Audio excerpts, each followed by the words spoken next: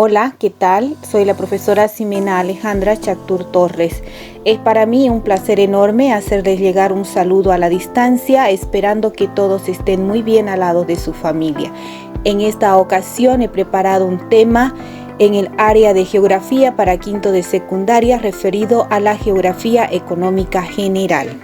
Y pues en este caso vamos a hablar de la geografía económica y pues vamos a hablar de cómo la economía actúa en la sociedad. Hoy vamos a aprender también qué es la economía y las ramas auxiliares de la geografía y todos los conceptos que tienen que ver entonces con economía. Nuestro primer concepto pues que vamos a hablar es la geografía económica. Y la geografía económica es la ciencia que estudia las actividades económicas y sus relaciones con la explotación de recursos naturales y el proceso productivo. Dentro de la geografía económica tenemos entonces 6 ciencias auxiliares que son la historia, la antropología, la sociología y la demografía, las ciencias naturales, en específico la geología y la biología, la estadística y por supuesto pues la economía. Nosotros vamos a hablar un poco más sobre la economía y las otras 5 simplemente vamos a hablar rápidamente de ellas y su relación con la economía. La economía entonces es el estudio de la administración de los recursos para satisfacer las necesidades humanas y las reglas que rigen la producción y la distribución de bienes y servicios. La economía entonces tiene estos conceptos fundamentales que son la microeconomía, la macroeconomía, el mercado, el dinero, la inflación y la demanda. En el caso de la inflación y la demanda vamos a hablar más adelante cuando entonces hablemos del concepto de escasez para entonces entender cómo funciona la demanda y la inflación. En la presentación de hoy vamos a hablar de estas 4 que son el dinero, el mercado, la macroeconomía y la microeconomía.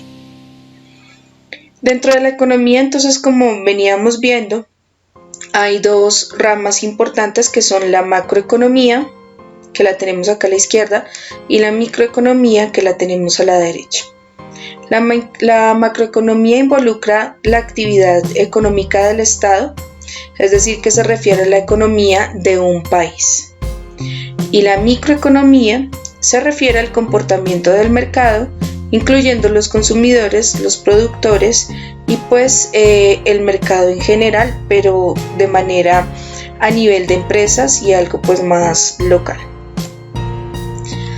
Dentro de las ciencias auxiliares de la geografía económica tenemos entonces la estadística. La estadística es la recolección y análisis de datos cuantitativos. Como vemos aquí en esta herramienta gráfica, vemos entonces que la estadística se apoya como método de diagramas, en este caso un diagrama de barras y un histograma. En el caso del histograma es para hablar de población, es decir, de la demografía, y en el diagrama de barras sí vamos a hablar entonces de datos ya económicos en sí. La estadística entonces se clasifica en estadística descriptiva y en estadística inferial, que pues esta última tiene que ver entonces con la población. Hace entonces un muestreo o va a un lugar o a un punto para tomar muestras y entonces dar una descripción de ese punto o de esa muestra. Las ciencias naturales entonces que apoyan la geografía económica son la geología y la biología. En el caso de la geología es para entonces conocer la materia prima, pues es decir, el sector primario de la economía en donde se habla de la explotación de recursos. En el caso de la biología se apoya de la demografía para entonces conocer el comportamiento de una población y el entorno de esa población. Entonces estas 2 ciencias naturales proporcionan el conocimiento básico de los recursos naturales y de sus usos posibles. Las siguientes ramas de la geografía económica son la sociología y la demografía. En el caso de la sociología, que está acá al lado izquierdo, suministra el comportamiento a nivel colectivo, es decir, a nivel de sociedad. En el caso de la demografía, entonces proporciona el conocimiento o el comportamiento de los individuos, y las dos en relación a este concepto que está acá, que es el consumo. La antropología le interesa la producción de significados socialmente compartidos. Esto quiere decir que a la antropología le interesa es el comportamiento del ser humano. El consumo también marca la diferencia en el comportamiento del ser humano. Entonces no es lo mismo una sociedad de consumo norteamericana a una sociedad de consumo como la de nosotros, en donde en la norteamericana, pues entonces ellos no reparan nada, todo lo compran. En cambio, pues nosotros sí tratamos de reparar las cosas que se nos dañan, primero las reparamos antes de ir a comprar, y si no tiene solución, si no tiene arreglo, pues entonces compramos un objeto nuevo para satisfacer nuestra necesidad. Entonces son dos comportamientos diferentes del consumo, y pues a eso le interesa entonces la antropología desde el punto de vista del comportamiento del ser humano. Y la última rama auxiliar de la geografía económica es la historia. La historia es el estudio de las sociedades a través del tiempo y brinda la información de la dinámica de las actividades económicas. Entonces no es lo mismo la economía durante la época feudal a la época mercantilista y pues a la actual, que pues es el capitalismo. Entonces ese comportamiento o esa evolución de la economía lo estudia la historia. Listo. Función de la geografía económica. La geografía económica genera conocimientos que permiten comprender la realidad económica y que pueden ser aplicados entonces a la sociedad. Se produce a través de tres áreas: la comprensión de la evolución del espacio geográfico y económico, la planificación del espacio y el ordenamiento del territorio. Los procesos económicos también hacen parte de la geografía económica. Esos procesos económicos son tres, que son la producción, la distribución y el consumo. Si nos fijamos acá, estamos hablando de los tres sectores de la economía. El primer sector sería la producción, el segundo sector sería la distribución y el tercer sector sería entonces el consumo. Ya el último sector sería entonces la tecnología, que es la que nos permite realizar la publicidad o pues lo que vemos en redes sociales, que pues podemos comprar de manera más directa sin ir a un mercado o sin ir a un almacén de cadena, sino que podemos satisfacer la necesidad de manera rápida. Dentro de la producción, entonces vemos que a partir de la extracción de una materia prima podemos obtener un producto. Entonces aquí vemos el algodón, obtenemos entonces una camiseta. Luego pasamos a la distribución, que pues por medio de la distribución tenemos entonces la circulación o la distribución, que pues ahí estarían entonces el sector secundario y terciario. Y por último tenemos entonces el consumo, y pues aquí tenemos las fases del proceso económico. La actividad económica se obtiene en los bienes y servicios que cubren las necesidades de los individuos y la sociedad. Entonces aquí vamos a ver un poquito más a fondo la anterior herramienta gráfica. La producción, la circulación, la distribución y el consumo. En la producción se explotan y se transforman los recursos naturales y se producen bienes o servicios. En la circulación, estos bienes y servicios son llevados entonces a los mercados por medio del transporte. En la distribución es el reparto de estos bienes y servicios entre las personas a través de la actividad económica, es decir, a través del mercado, aquí en la distribución. Y por último tenemos el consumo, que es el uso de los bienes y servicios que pues se utilizan para satisfacer las necesidades. Aquí lo vemos de manera lineal, pero pues ya como hemos visto videos anteriores, nos damos cuenta que la economía no es lineal. Inicia con la producción, finaliza con el consumo y nuevamente empieza entonces este proceso o este círculo. Agentes económicos que intervienen entonces en la geografía económica. Esos agentes económicos son la economía doméstica, las empresas, el sector público y los organismos económicos internacionales. ¿Qué son esos agentes económicos? Son los individuos o los grupos que intervienen en la economía. Entonces, esa economía doméstica, que sería entonces el primer agente, son los individuos o familias que ofrecen su trabajo. Es decir, nosotros para poder tener poder adquisitivo o dinero, debemos trabajar para entonces poder intervenir en la economía. Si nosotros no tenemos dinero, si no trabajamos, entonces no podemos satisfacer nuestras necesidades porque no podemos ofrecer dinero a cambio de un bien o de un servicio.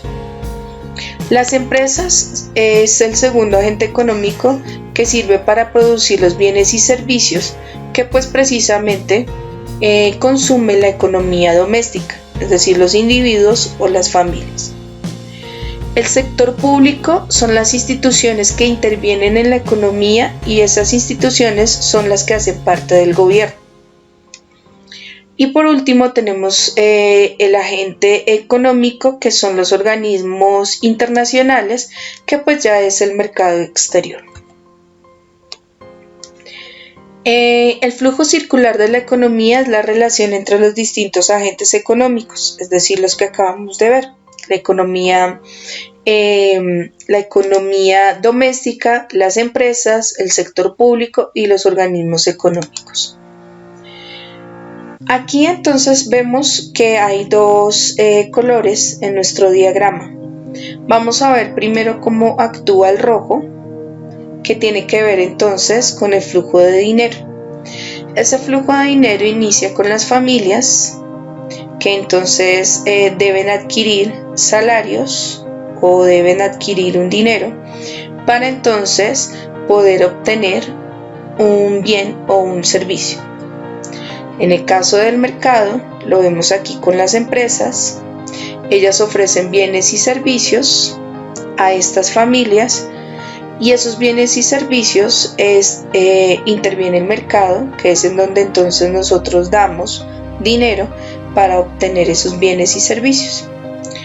Dentro de los dos, dentro del agente económico que son las familias y las empresas, tenemos como intermediario el Estado, que su función es simplemente intervenir, pero no de manera directa sino indirecta, en la regulación de los precios. El mercado es donde se lleva a cabo el intercambio de vender o de comprar. Es ese escenario en donde se da el vender o comprar bienes o servicios.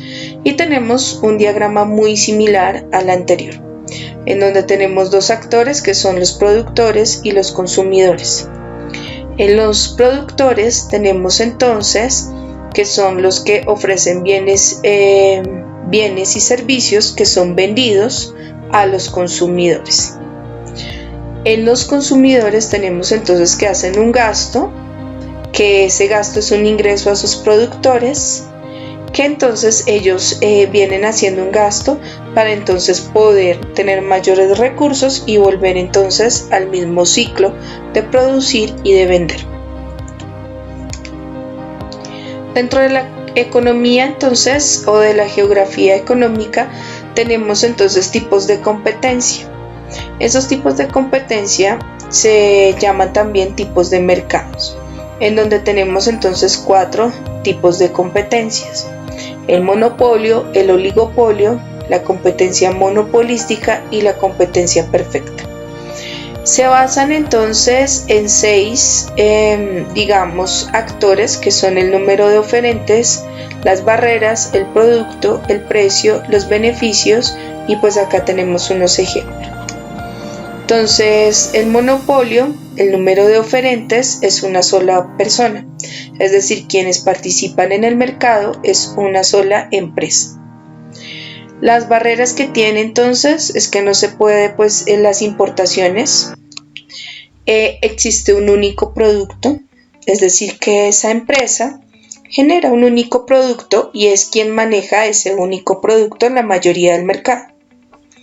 Decide entonces el precio, decide qué precio colocarle a ese producto y pues entonces pues la gente, para satisfacer esa necesidad, pues entonces compra ese producto pues al precio que pues quiere el oferente. El oligopolio, participan pocas empresas, hay un producto que es similar o diferenciado, pero esa diferencia es muy pequeña. Por ejemplo, en el caso pues de las gaseosas tenemos Coca-Cola y Pepsi, son un producto que pues se diferencia, pues que son similares pero pues tienen pocas diferencias. El precio puede influir, ellos pueden influir sobre el precio.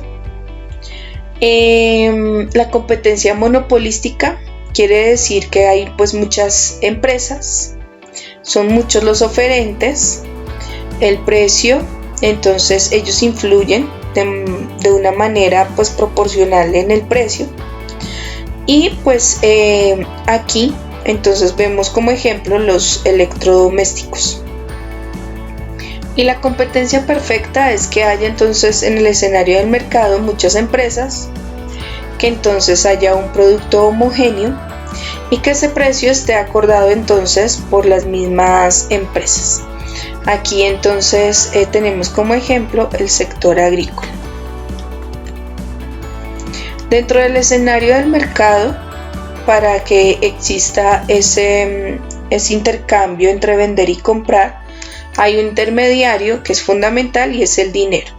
Si no tenemos dinero, no podemos estar dentro del mercado ofreciendo o vendiendo algún bien o servicio. Entonces el dinero es un medio de intercambio que usamos para comprar o vender bienes o para pagar servicios y cuentas. Dentro de el dinero, entonces hay algo que lo regula y que lo maneja y es el sistema bancario, es decir, los bancos. El Estado allí no interviene, sino simplemente, como les decía anteriormente, como intermediario, pero pues el Estado no interviene dentro de los bancos. Si bien tiene un banco general, que pues en el caso de nuestro país es el Banco de la República, que es el encargado de emitir la cantidad de dinero que circula en la sociedad, pero no intervienen más, del Estado no interviene, pues por eso hay otros tipos de bancos que son regulados pues por ese banco central, que es el Banco de la República. Aquí tenemos entonces dos videos en donde vamos a ver el origen de los bancos y en donde vamos a ver cómo funciona la bolsa de valores. Entonces estos dos videos están aquí en la presentación, pero también los voy a poner en el aula virtual si de pronto pues no pueden observarlo aquí en la presentación. Dentro de la geografía económica hay dos conceptos también fundamentales que ya hablamos de ellos, que son el empleo y el trabajo. Se tienden a confundir, pero son totalmente diferentes. El empleo es el trabajo que yo realizo a cambio de una remuneración o de un salario. Ese salario puede ser a través de un sueldo, de una comisión o de una propina. Entonces, si yo recibo dinero a cambio de mi trabajo, eso ya es empleo. Por otro lado, tenemos el trabajo, y el trabajo es el conjunto de actividades que pueden ser pagadas, ya sea a través del dinero o a través de un bien o de un servicio, o no puede ser pagada, pero que producen bienes o servicios. Entonces esa es la diferencia entre los dos. Entonces en el empleo recibo una remuneración y en el trabajo, si bien me lo quieren pagar o pues no me lo pueden pagar, o sea, no reconocen algo pues por la actividad que yo realizo. Ya tienes toda la información que necesitas. Espero que haya sido de tu agrado. Recuerda que aún estamos en alerta y cuidarte es tu responsabilidad.